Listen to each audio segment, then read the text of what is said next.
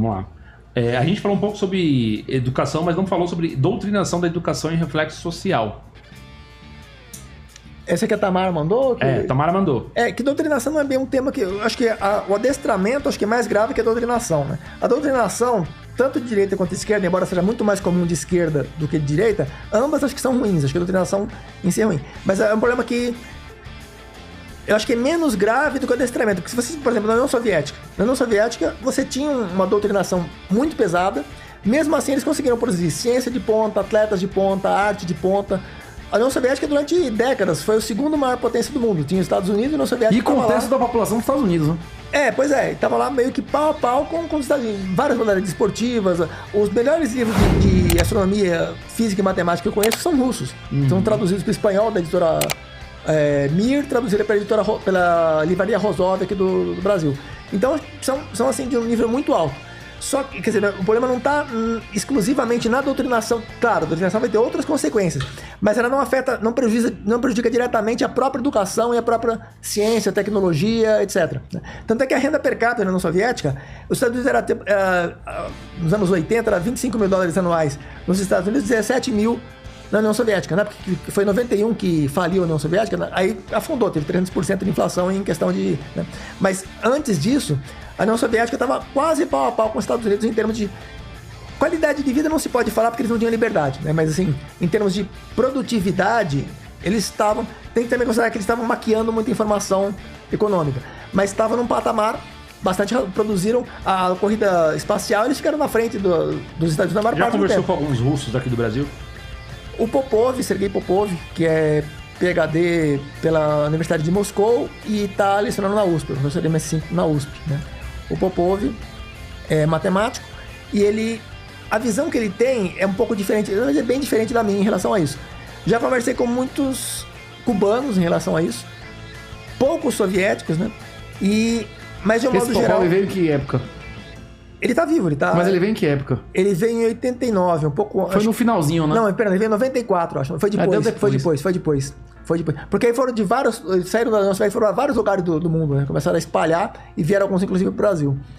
Foi em 94. Então, mas essa questão. Então, eu acho que o adestramento é muito mais grave do que a doutrinação, porque o adestramento, ele permanece meio que no estágio... de idade da pedra, porque se não houvesse um mundo fora do Brasil, aqui seria tudo índio, estaria, sabe, vivendo em Goca, caçando com arco e flecha, vivendo 25 anos, morrendo com dente cariado, morrendo pegava uma gripe e morria, ia estar um padrão assim, muito primitivo.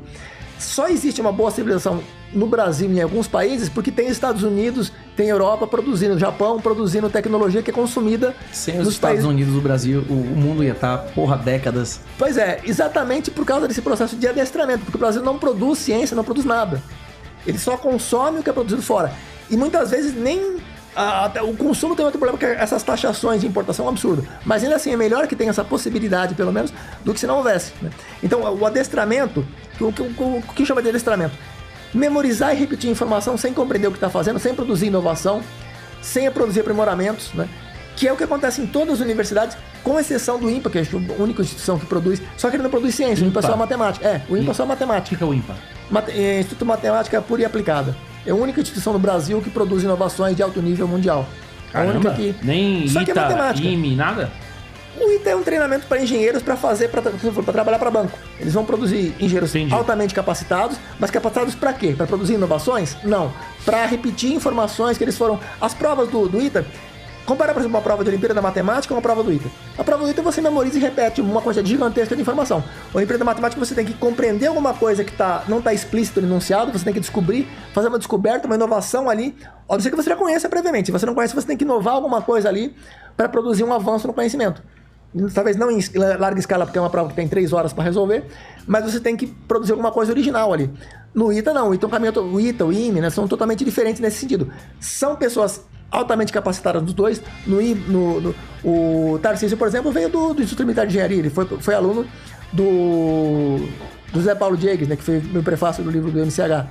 Foi professor do Tarcísio. Tarcísio é uma pessoa altamente capacitada, José Paulo Diegues é uma pessoa extremamente capacitada, ambos, né, muito inteligentes. Só que o caminho, como é que ele foi aproveitar a inteligência deles? pra memorizar e repetir informação. Quer dizer, é uma destruição... Não tem pra onde ir, né? Do processo criativo. Ou vai pro exterior, né? Que, por exemplo, o Amoedo foi pro... Aquela do Paulo Artacho.